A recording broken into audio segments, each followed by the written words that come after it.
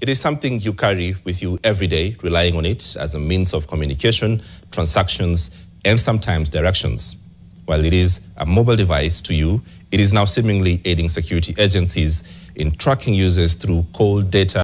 Some telecommunication service providers are involved in aiding the process of breaching their clients' privacy, particularly involved cases of forced disappearances and abductions.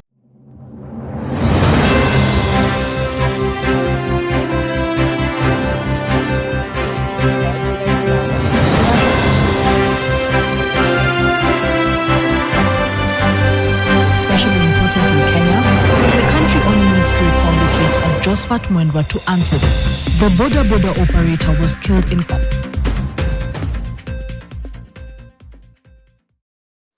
Kenya's security agencies have for years had virtually unfettered access to sensitive call data records belonging to mobile phone users, along with location data, helping them to not only track and capture suspected criminals but also violating innocent users' right to privacy.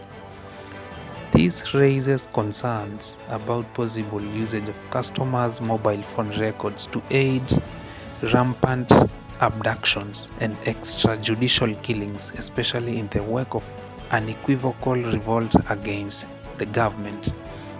A little-known British software company that goes by the name Neural Technologies has embedded a data management system within Safaricom's internal systems. This system allegedly allows Kenya's security services virtually unrestricted real-time access to Kenya's call data. Some of the recent issues and developments which have been raised with us and with me. The first is, I want to start by sincerely apologizing for our network outage that started on the 25th of June. This network outage was occasioned or caused by reduced bandwidth on some of the cables that carry our internet traffic. Please note that this did not only affect Safaricom, but also affected the whole industry.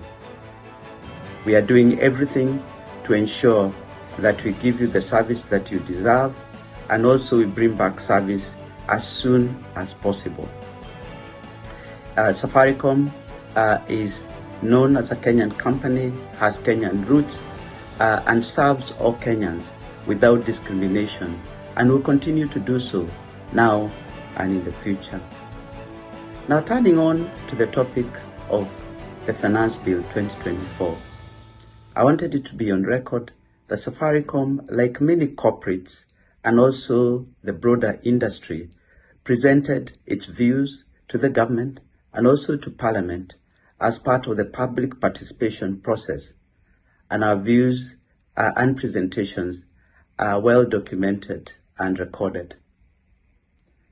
Now, turning on to recent social media comments that Safaricom discloses information about customers or their location.